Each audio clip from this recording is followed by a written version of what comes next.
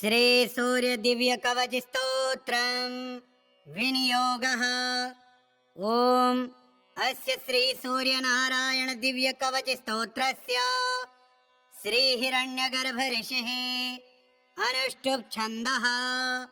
श्री सूर्य नारायणो देवता सोम बीजं ह्रियां शक्तिः यां कीलकम् श्री सूर्य प्रसाद सिद्ध्यर्थे जपे विनियोगः। करन्यासः श्री सूर्य नारायणाय अंगुष्ठाभ्यां नमः। पद्मिनी वल्लभाय तर्जनीभ्यां नमः। दिवाकराय मध्यमाभ्यां नमः। भास्कराय अनामिकाभ्यां नमः।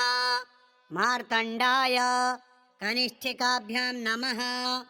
आदित्याय करतलकरपृष्ठाभ्यां नमः। हृदयादिन्यासः श्री सूर्यनारायणाय हृदयाय नमः। पद्मिनी वल्लभाय शिरसे स्वाहा। दिवाकराय शिखायै वषट। भास्कराय कवचाय हुं।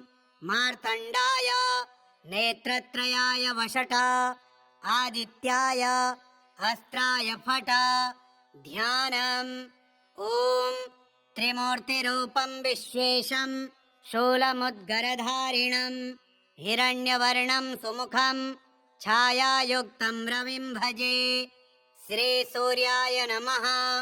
ध्यानं समर्पयामि। भास्करो मे शिरः पातु ललाटं लोकबान्धवः। कपोलौ त्रयीमयः पातु नासिकां विश्वरूपभृत्। नेत्रे चाधोक्षजः पातु कण्ठं सप्ताश्ववाहनः। मार्तण्डो मे भुजौ पातु कक्षौ पातु दिवाकरः। पातु मे हृदयं पूषा वक्षः पातु तमोहरः। कुक्षिं मे पातु मिहिरो नाभिं वेदान्तगोचरः। द्युमणिर्मे कटिं पातु गुह्यं मे अब्जबान्धवः। पातु मे जानुनी सूर्यो ऊरो पातुर्विक्रमः। चित्रभानुः सदा पातु जानुनी पद्मिनी प्रियः। जङ्घे पातु सहस्रांशुः पादौ सर्वसुरार्चितः। सर्वाङ्गं पातु लोकेशो बुद्धिसिद्धिगुणप्रदः। सहस्रभानुर्मे विद्यां पातु तेजः प्रभाकरः। अहोरात्रौ सदा पातु कर्मसाक्षी परन्तपः। आदित्यकवचं पुण्यं यः पठेत् सततं शुचिः। सर्वरोगविनिर्मुक्तो सर्वोपद्रववर्जितः।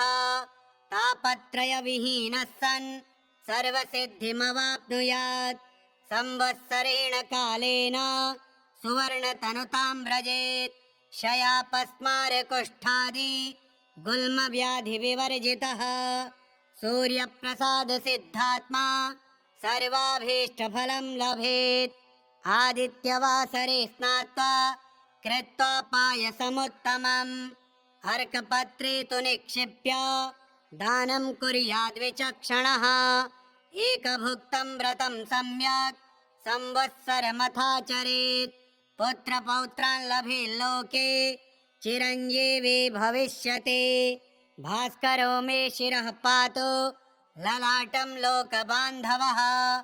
कपोलौ त्रयीमयः पातु नासिकां विश्वरूपभृत्। नेत्रे चाधोक्षजः पातु कण्ठं सप्ताश्ववाहनः। मार्तण्डो मे भुजौ पातु कक्षौ पातु दिवाकरः। पातु मे हृदयं पूषा वक्षः पातु तमोहरः। कुक्षिं मे पातु मिहिरो नाभिं वेदान्तगोचरः। द्युमणिर्मे कटिं पातु गुह्यं मे अब्जबान्धवः। पातु मे जानुनी सूर्यो ऊरो पातुर्विक्रमः। चित्रभानुः सदा पातु जानुनी पद्मिनी प्रियः। जङ्घे पातु सहस्रांशुः पादौ सर्वसुरार्चितः।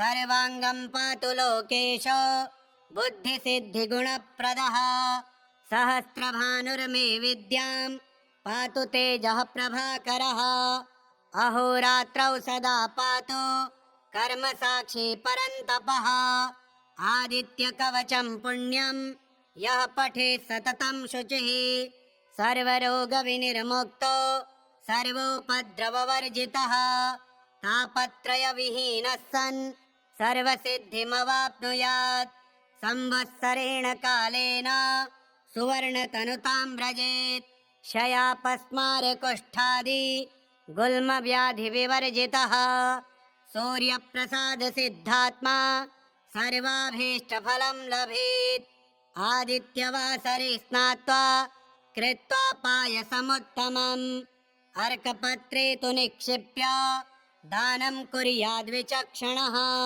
एकभुक्तं व्रतं सम्यक् संवत्सरमथाचरेत् पुत्रपौत्रान् लभेल्लोके चिरञ्जीवी भविष्यति भास्करो मे शिरः पातु ललाटं लोकबान्धवः कपोलौ त्रयीमयः पातु नासिकां विश्वरूपभृत् नेत्रे चाधोक्षजः पातु कण्ठं सप्ताश्ववाहनः मार्तण्डो मे भुजौ पातु कक्षौ पातु दिवाकरः पातु मे हृदयं पोषा वक्षः पातु तमोहरः कुक्षिं मे पातु मिहिरो नाभिं वेदान्तगोचरः द्युमणिर्मे कटिं पातु गुह्यं मे अब्जबान्धवः पातु मे जानुनी सूर्यो ऊरो पातुर्विक्रमः चित्रभानुः सदा पातु जानुनी पद्मिनी प्रियः जङ्घे पातु सहस्रांशुः पादौ सर्वसुरार्चितः सर्वाङ्गं पातु लोकेशो बुद्धिसिद्धिगुणप्रदः सहस्रभानुर्मे विद्यां पातु तेजः प्रभाकरः अहोरात्रौ सदा पातु कर्मसाक्षी परन्तपः आदित्यकवचं पुण्यं यः पठेत् सततं शुचिः सर्वरोगविनिर्मुक्तो सर्वोपद्रववर्जितः तापत्रयविहीनः सन् सर्वसिद्धिमवाप्नुयात् संवत्सरेण कालेन सुवर्णतनुतां व्रजेत् क्षयापस्मारकुष्ठादि गुल्मव्याधिविवर्जितः सूर्यप्रसादसिद्धात्मा सर्वाभीष्टफलं लभेत् आदित्यवासरे स्नात्वा कृत्वा पायसमुत्तमम् अर्कपत्रे तु निक्षिप्य दानं कुर्याद्विचक्षणः एकभुक्तं व्रतं सम्यक् संवत्सरमथाचरेत् पुत्रपौत्रान् लभेल्लोके चिरञ्जीवी भविष्यति भास्करो मे शिरः पातु ललाटं लोकबान्धवः कपोलौ त्रयीमयः पातु नासिकां विश्वरूपभृत् नेत्रे चाधोक्षजः पातु कण्ठं सप्ताश्ववाहनः मार्तण्डो मे भुजौ पातु कक्षौ पातु दिवाकरः पातु मे हृदयं पोषा वक्षः पातु तमोहरः कुक्षिं मे पातु मिहिरो नाभिं वेदान्तगोचरः द्युमणिर्मे कटिं पातु गुह्यं मे अब्जबान्धवः पातु मे जानुनी सूर्यो ऊरू पातुर्विक्रमः चित्रभानुः सदा पातु जानुनी पद्मिनी प्रियः जङ्घे पातु सहस्रांशुः पादौ सर्वसुरार्चितः सर्वाङ्गं पातु लोकेशो बुद्धिसिद्धिगुणप्रदः सहस्रभानुर्मे विद्यां पातु तेजः प्रभाकरः अहोरात्रौ सदा पातु कर्मसाक्षी परन्तपः आदित्यकवचं पुण्यं यः पठेत् सततं शुचिः सर्वरोगविनिर्मुक्तो सर्वोपद्रववर्जितः तापत्रयविहीनः सन् सर्वसिद्धिमवाप्नुयात् संवत्सरेण कालेन सुवर्णतनुतां व्रजेत् क्षयापस्मारकुष्ठादि गुल्मव्याधिविवर्जितः सूर्यप्रसादसिद्धात्मा सर्वाभीष्टफलं लभेत्। आदित्यवासरे स्नात्वा कृत्वा पायसमुत्तमम् अर्कपत्रे तु निक्षिप्य दानं कुर्याद्विचक्षणः। एकभुक्तं व्रतं सम्यक् संवत्सरमथाचरेत्। पुत्रपौत्रान् लभेल्लोके चिरञ्जीवी भविष्यति। भास्करो मे शिरः पातु ललाटं लोकबान्धवः। कपोलौ त्रयीमयः पातु नासिकां विश्वरूपभृत्। नेत्रे चाधोक्षजः पातु कण्ठं सप्ताश्ववाहनः। मार्तण्डो मे भुजौ पातु कक्षौ पातु दिवाकरः। पातु मे हृदयं पूषा वक्षः पातु तमोहरः। कुक्षिं मे पातु मिहिरो नाभिं वेदान्तगोचरः। द्युमणिर्मे कटिं पातु गुह्यं मे अब्जबान्धवः। पातु मे जानुनी सूर्यो ऊरो पातुर्विक्रमः। चित्रभानुः सदा पातु जानुनी पद्मिनी प्रियः। जङ्घे पातु सहस्रांशुः पादौ सर्वसुरार्चितः। सर्वाङ्गं पातु लोकेशो बुद्धिसिद्धिगुणप्रदः। सहस्रभानुर्मे विद्यां पातु तेजः प्रभाकरः। अहोरात्रौ सदा पातु कर्मसाक्षी परन्तपः। आदित्यकवचं पुण्यं यः पठेत् सततं शुचिः। सर्वरोगविनिर्मुक्तो सर्वोपद्रववर्जितः।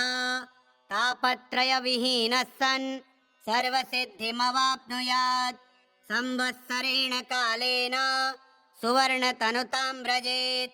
क्षयापस्मारकुष्ठादि गुल्मव्याधिविवर्जितः। सूर्यप्रसादसिद्धात्मा सर्वाभीष्टफलं लभेत्।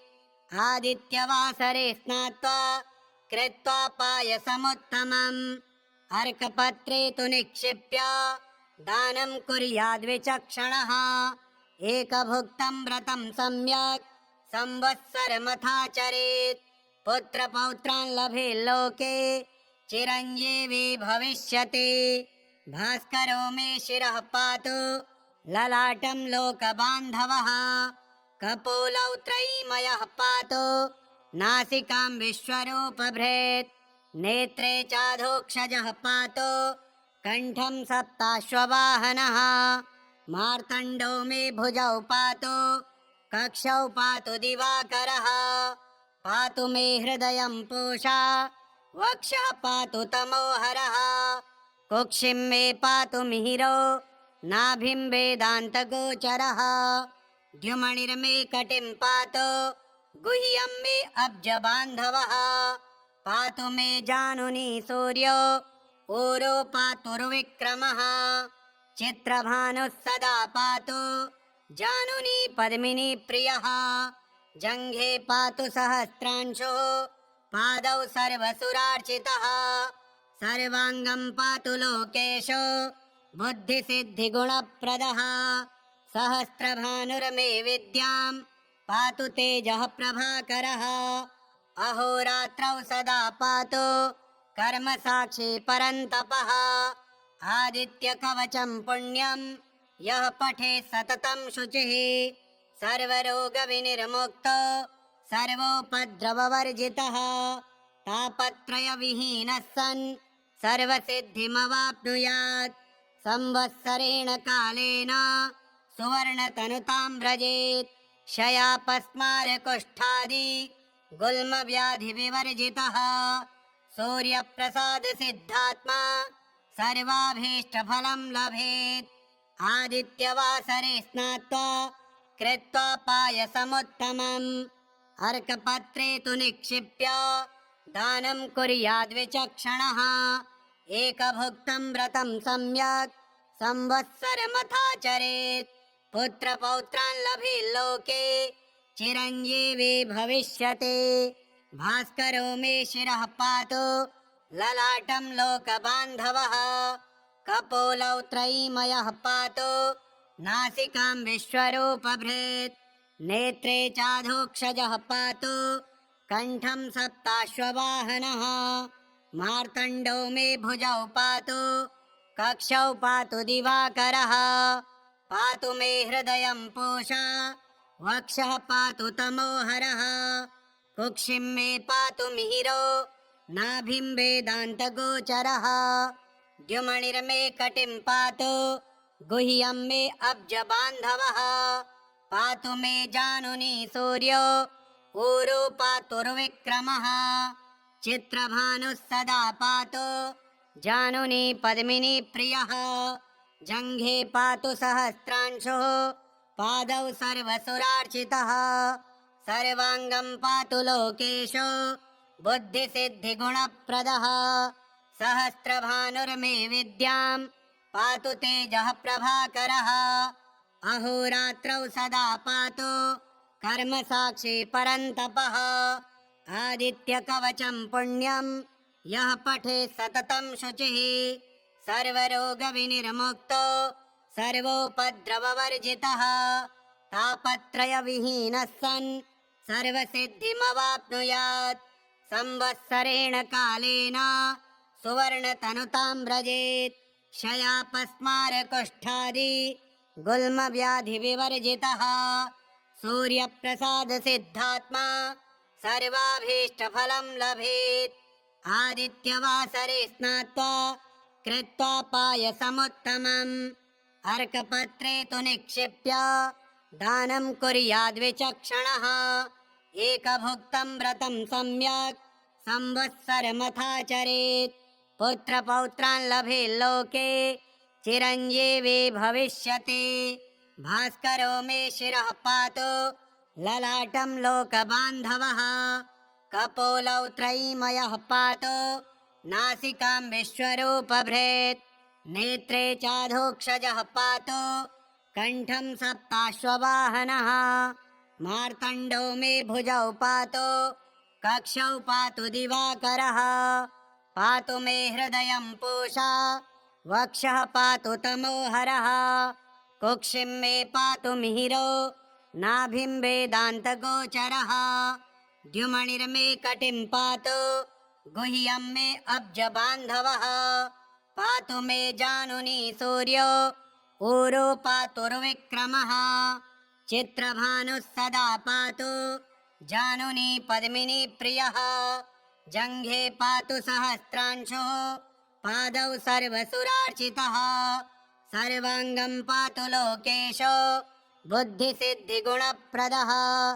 सहस्रभानुर्मे विद्यां पातु तेजः प्रभाकरः अहोरात्रौ सदा पातु कर्मसाक्षी परन्तपः आदित्यकवचं पुण्यं यः पठेत् सततं शुचिः सर्वरोगविनिर्मुक्तो सर्वोपद्रववर्जितः तापत्रयविहीनः सन् सर्वसिद्धिमवाप्नुयात् संवत्सरेण कालेन सुवर्णतनुतां व्रजेत् क्षयापस्मारकुष्ठादि गुल्मव्याधिविवर्जितः सूर्यप्रसादसिद्धात्मा सर्वाभीष्टफलं लभेत् आदित्यवासरे स्नात्वा कृत्वा पायसमुत्तमम् अर्कपत्रे तु निक्षिप्य दानं कुर्याद्विचक्षणः एकभुक्तं व्रतं सम्यक् संवत्सरमथाचरेत् पुत्रपौत्रान् लभेल्लोके चिरञ्जीवी भविष्यति भास्करो मे शिरः पातु ललाटं लोकबान्धवः कपोलौ त्रयीमयः पातु नासिकां विश्वरूपभृत् नेत्रे चाधोक्षजः पातु कण्ठं सप्ताश्ववाहनः मार्तण्डो मे भुजौ पातु कक्षौ पातु दिवाकरः पातु मे हृदयं पूषा वक्षः पातु तमोहरः कुक्षिं मे पातु मिहिरो नाभिं वेदान्तगोचरः द्युमणिर्मे कटिं पातु गुह्यं मे अब्जबान्धवः पातु मे जानुनी सूर्यो ऊरू पातुर्विक्रमः चित्रभानुः सदा पातु जानुनी पद्मिनी प्रियः जङ्घे पातु सहस्रांशुः पादौ सर्वसुरार्चितः सर्वाङ्गं पातु लोकेशो बुद्धिसिद्धिगुणप्रदः सहस्रभानुर्मे विद्यां पातु तेजः प्रभाकरः अहोरात्रौ सदा पातु कर्मसाक्षी परन्तपः आदित्यकवचं पुण्यं यः पठेत् सततं शुचिः सर्वरोगविनिर्मुक्तो सर्वोपद्रववर्जितः तापत्रयविहीनः सन् सर्वसिद्धिमवाप्नुयात् संवत्सरेण कालेन सुवर्णतनुतां व्रजेत् क्षयापस्मारकुष्ठादि गुल्मव्याधिविवर्जितः सूर्यप्रसादसिद्धात्मा सर्वाभीष्टफलं लभेत् आदित्यवासरे स्नात्वा कृत्वा पायसमुत्तमम् अर्कपत्रे तु निक्षिप्य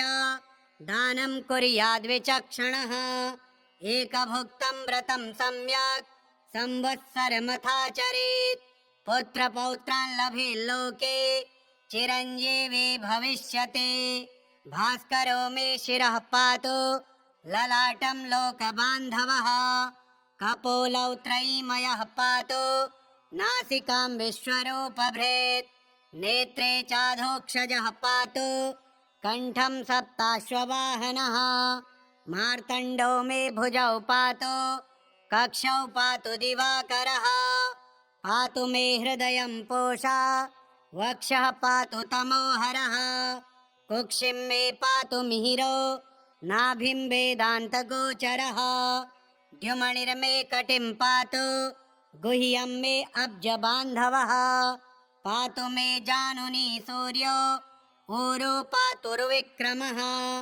चित्रभानुः सदा पातु जानुनी पद्मिनी प्रियः जङ्घे पातु सहस्रांशुः पादौ सर्वसुरार्चितः सर्वाङ्गं पातु लोकेशो बुद्धिसिद्धिगुणप्रदः सहस्रभानुर्मे विद्यां पातु तेजः प्रभाकरः अहोरात्रौ सदा पातु कर्मसाक्षी परन्तपः आदित्यकवचं पुण्यं यः पठेत् सततं शुचिः सर्वरोगविनिर्मुक्तो सर्वोपद्रववर्जितः तापत्रयविहीनः सन् सर्वसिद्धिमवाप्नुयात् संवत्सरेण कालेन सुवर्णतनुतां व्रजेत् क्षयापस्मारकुष्ठादि गुल्मव्याधिविवर्जितः सूर्यप्रसादसिद्धात्मा सर्वाभीष्टफलं लभेत्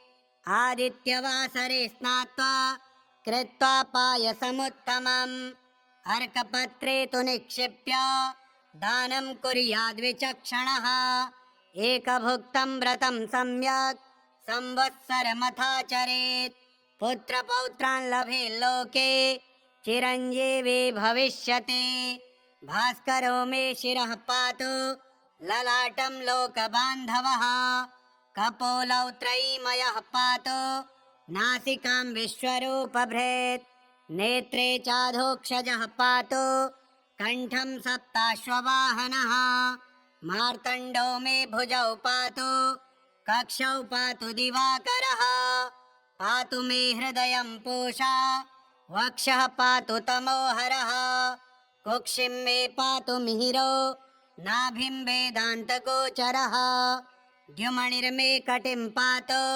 गुह्यं मे अब्जबान्धवः पातु मे जानुनी सूर्यो ऊरो पातुर्विक्रमः चित्रभानुः सदा पातु जानुनी पद्मिनी प्रियः जङ्घे पातु सहस्रांशुः पादौ सर्वसुरार्चितः सर्वाङ्गं पातु लोकेशो बुद्धिसिद्धिगुणप्रदः सहस्रभानुर्मे विद्यां पातु तेजः प्रभाकरः अहोरात्रौ सदा पातु कर्मसाक्षी परन्तपः आदित्यकवचं पुण्यं यः पठेत् सततं शुचिः सर्वरोगविनिर्मुक्तो सर्वोपद्रववर्जितः तापत्रयविहीनः सन् सर्वसिद्धिमवाप्नुयात् संवत्सरेण कालेन सुवर्णतनुतां व्रजेत्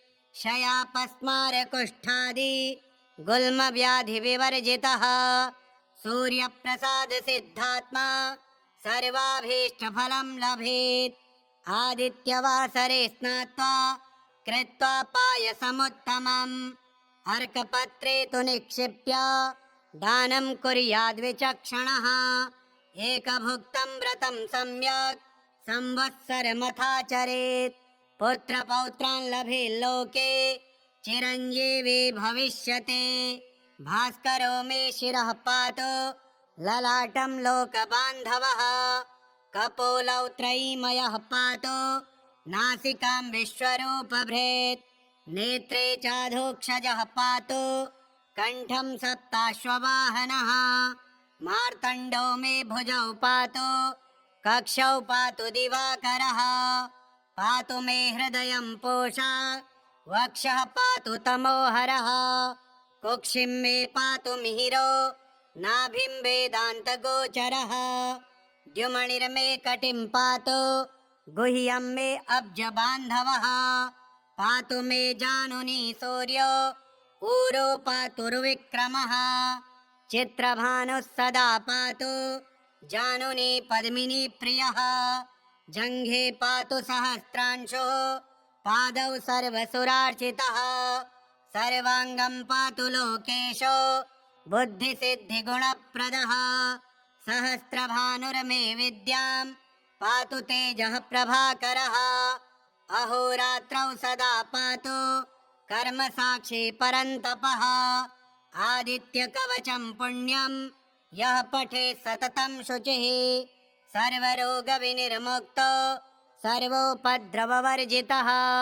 तापत्रयविहीनः सन् सर्वसिद्धिमवाप्नुयात् संवत्सरेण कालेन सुवर्णतनुतां व्रजेत् क्षयापस्मारकुष्ठादि गुल्मव्याधिविवर्जितः सूर्यप्रसादसिद्धात्मा सर्वाभीष्टफलं लभेत् आदित्यवासरे स्नात्वा कृत्वा पायसमुत्तमम् अर्कपत्रे तु निक्षिप्य दानं कुर्याद्विचक्षणः एकभुक्तं व्रतं सम्यक् संवत्सरमथाचरेत् पुत्रपौत्रान् लभेल्लोके चिरञ्जीवी भविष्यति भास्करो मे शिरः पातु ललाटं लोकबान्धवः कपोलौ त्रयीमयः पातु नासिकां विश्वरूपभृत् नेत्रे चाधोक्षजः पातु कण्ठं सप्ताश्ववाहनः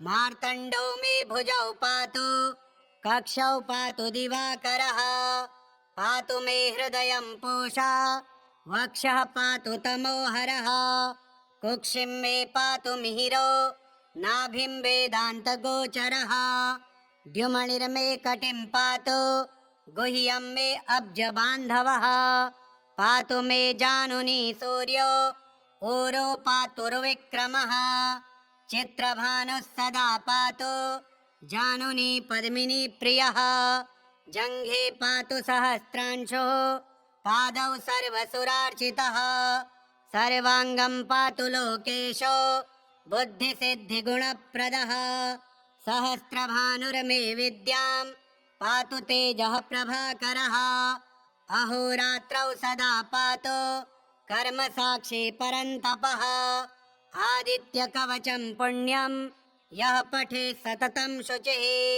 सर्वरोगविनिर्मुक्तो सर्वोपद्रववर्जितः तापत्रयविहीनः सन् सर्वसिद्धिमवाप्नुयात् संवत्सरेण कालेन सुवर्णतनुतां व्रजेत् क्षयापस्मारकुष्ठादि गुल्मव्याधिविवर्जितः सूर्यप्रसादसिद्धात्मा सर्वाभीष्टफलं लभेत् आदित्यवासरे स्नात्वा कृत्वा पायसमुत्तमम् अर्कपत्रे तु निक्षिप्य दानं कुर्याद्विचक्षणः एकभुक्तं व्रतं सम्यक् संवत्सरमथाचरेत् पुत्रपौत्रान् लभेल्लोके चिरञ्जीवी भविष्यति भास्करो मे शिरः पातु ललाटं लोकबान्धवः कपोलौ त्रयीमयः पातु नासिकां विश्वरूपभृत्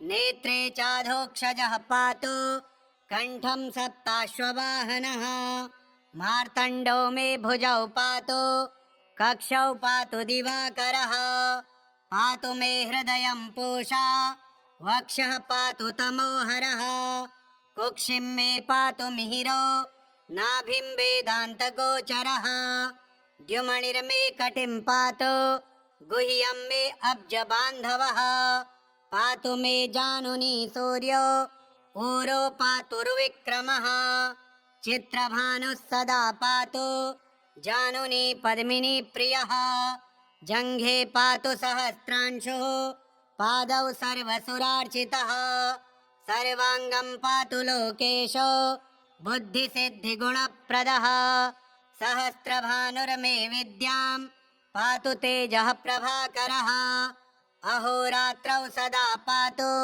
कर्मसाक्षी परन्तपः आदित्यकवचं पुण्यं यः पठेत् सततं शुचिः सर्वरोगविनिर्मुक्तो सर्वोपद्रववर्जितः तापत्रयविहीनः सन् सर्वसिद्धिमवाप्नुयात् संवत्सरेण कालेन सुवर्णतनुतां व्रजेत् शयापस्मारकुष्ठादि गुल्मव्याधिविवर्जितः सूर्यप्रसादसिद्धात्मा सर्वाभीष्टफलं लभेत् आदित्यवासरे स्नात्वा कृत्वा पायसमुत्तमम् अर्कपत्रे तु निक्षिप्य दानं कुर्याद्विचक्षणः एकभुक्तं व्रतं सम्यक् संवत्सरमथाचरेत् पुत्रपौत्रान् लभेल्लोके चिरञ्जीवी भविष्यति भास्करो मे शिरः पातु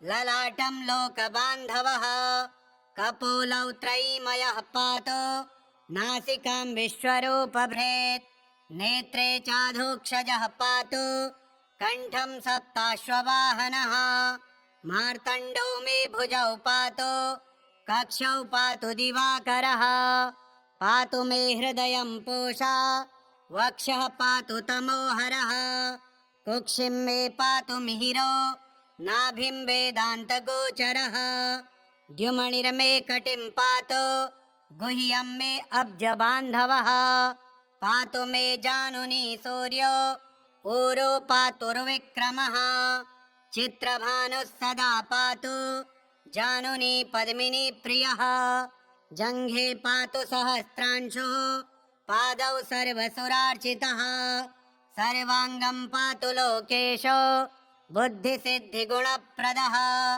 सहस्रभानुर्मे विद्यां पातु तेजः प्रभाकरः अहोरात्रौ सदा पातु कर्मसाक्षी परन्तपः आदित्यकवचं पुण्यं यः पठेत् सततं शुचिः सर्वरोगविनिर्मुक्तो सर्वोपद्रववर्जितः तापत्रयविहीनः सन् सर्वसिद्धिमवाप्नुयात् संवत्सरेण कालेन सुवर्णतनुतां व्रजेत् शयापस्मारकुष्ठादि गुल्मव्याधिविवर्जितः सूर्यप्रसादसिद्धात्मा सर्वाभीष्टफलं लभेत् आदित्यवासरे स्नात्वा कृत्वा पायसमुत्तमम् अर्कपत्रे तु निक्षिप्य दानं कुर्याद्विचक्षणः एकभुक्तं व्रतं सम्यक् संवत्सरमथाचरेत्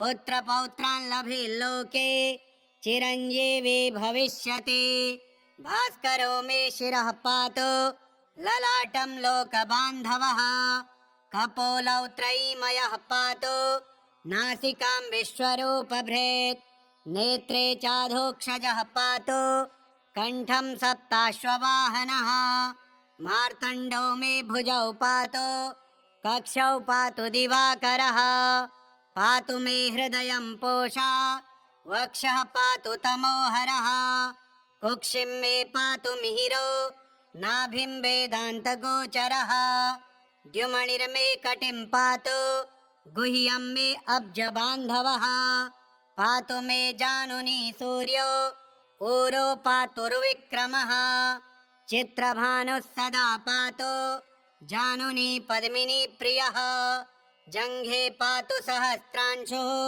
पादौ सर्वसुरार्चितः सर्वाङ्गं पातु लोकेशो बुद्धिसिद्धिगुणप्रदः सहस्रभानुर्मे विद्यां पातु तेजः प्रभाकरः अहोरात्रौ सदा पातु कर्मसाक्षी परन्तपः आदित्यकवचं पुण्यं यः पठेत् सततं शुचिः सर्वरोगविनिर्मुक्तो सर्वोपद्रववर्जितः तापत्रयविहीनः सन् सर्वसिद्धिमवाप्नुयात् संवत्सरेण कालेन सुवर्णतनुतां व्रजेत् क्षयापस्मारकुष्ठादि गुल्मव्याधिविवर्जितः सूर्यप्रसादसिद्धात्मा सर्वाभीष्टफलं लभेत् आदित्यवासरे स्नात्वा कृत्वा पायसमुत्तमम् अर्कपत्रे तु निक्षिप्य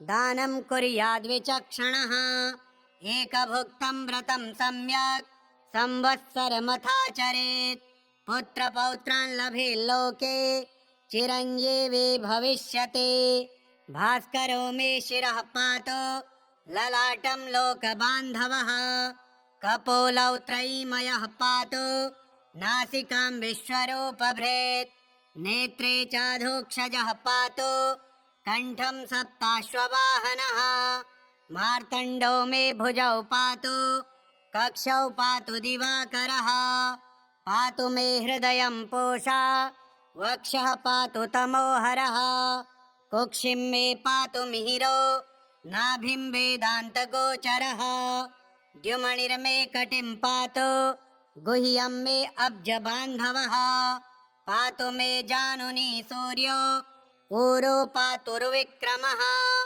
चित्रभानुः सदा पातु जानुनी पद्मिनी प्रियः जङ्घे पातु सहस्रांशुः पादौ सर्वसुरार्चितः सर्वाङ्गं पातु लोकेशो बुद्धिसिद्धिगुणप्रदः सहस्रभानुर्मे विद्यां पातु तेजः प्रभाकरः अहोरात्रौ सदा पातु कर्मसाक्षी परन्तपः आदित्यकवचं पुण्यं यः पठेत् सततं शुचिः सर्वरोगविनिर्मुक्तो सर्वोपद्रववर्जितः तापत्रयविहीनः सन् सर्वसिद्धिमवाप्नुयात् संवत्सरेण कालेन सुवर्णतनुतां व्रजेत् क्षयापस्मारकुष्ठादि गुल्मव्याधिविवर्जितः सूर्यप्रसादसिद्धात्मा सर्वाभीष्टफलं लभेत्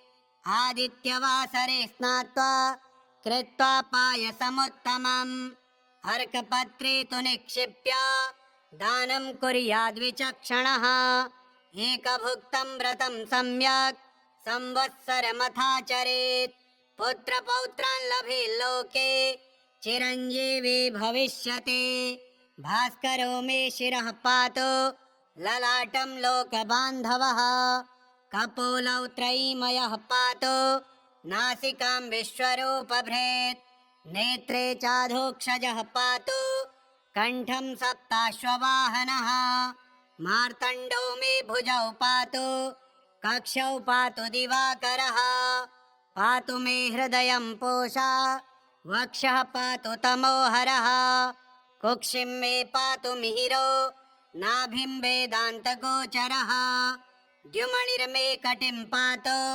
गुह्यं मे अब्जबान्धवः पातु मे जानुनी सूर्यो ऊरो पातुर्विक्रमः चित्रभानुः सदा पातु जानुनी पद्मिनी प्रियः जङ्घे पातु सहस्रांशुः पादौ सर्वसुरार्चितः सर्वाङ्गं पातु लोकेशो बुद्धिसिद्धिगुणप्रदः सहस्रभानुर्मे विद्यां पातु तेजः प्रभाकरः अहोरात्रौ सदा पातु कर्मसाक्षी परन्तपः आदित्यकवचं पुण्यं यः पठेत् सततं शुचिः सर्वरोगविनिर्मुक्तो सर्वोपद्रववर्जितः तापत्रयविहीनः सन् सर्वसिद्धिमवाप्नुयात् संवत्सरेण कालेन सुवर्णतनुतां व्रजेत्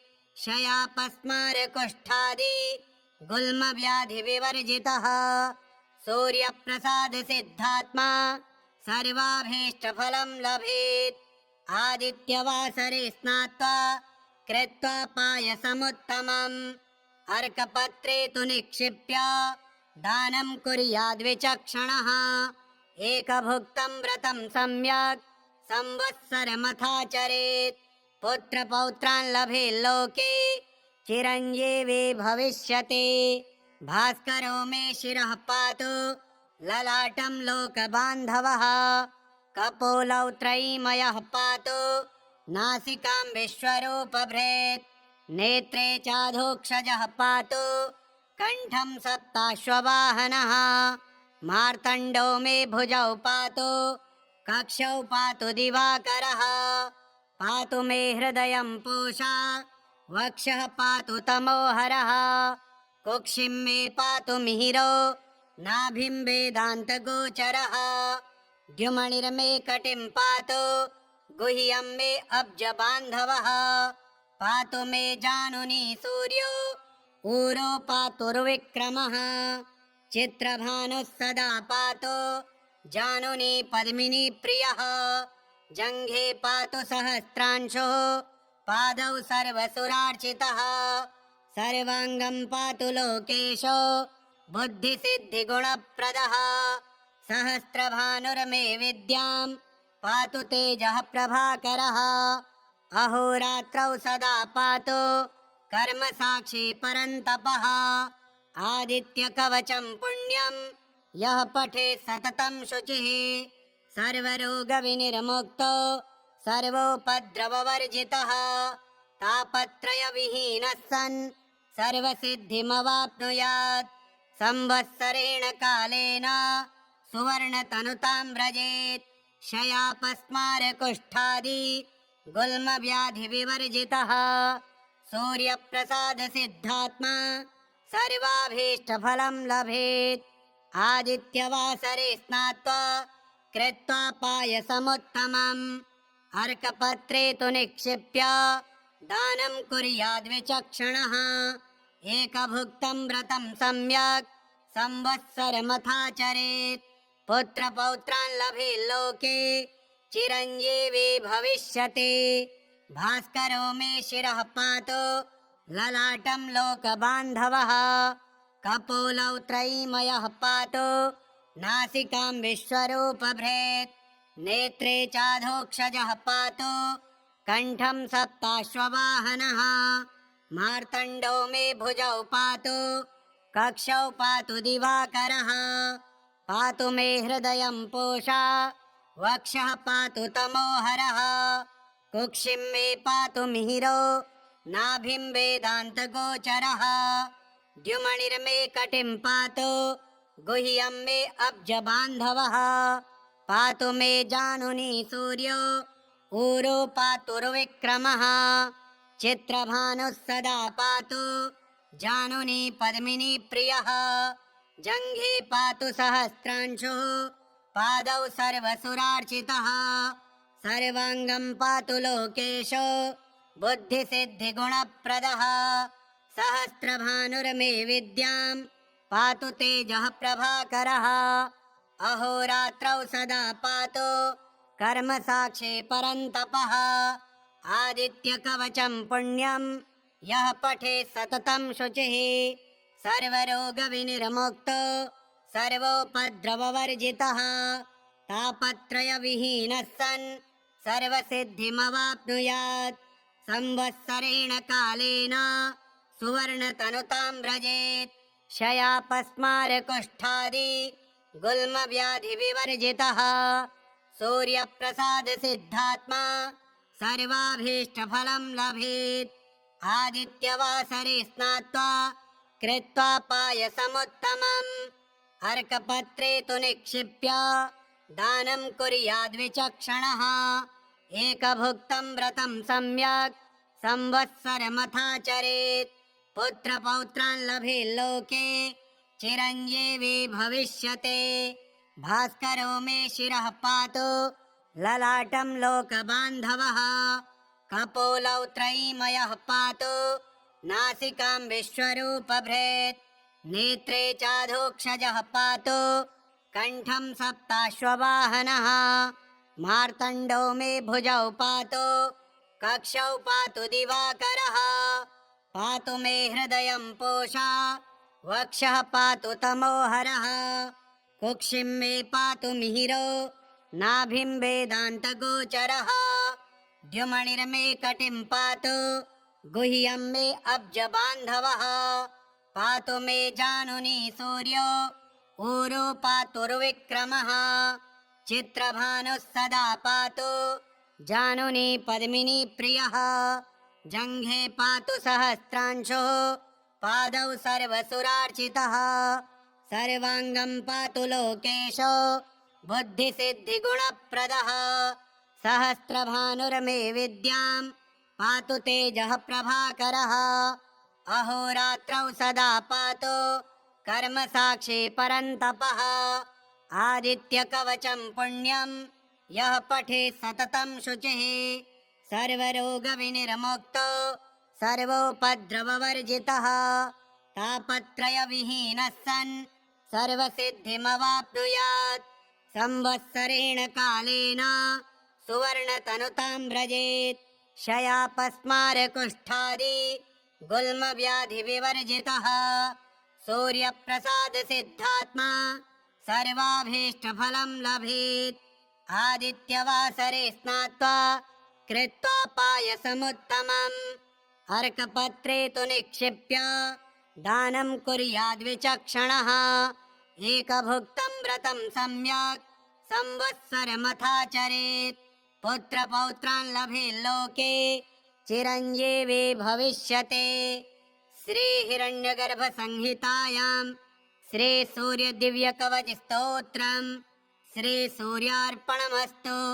ॐ श्रीसूर्याय नमः।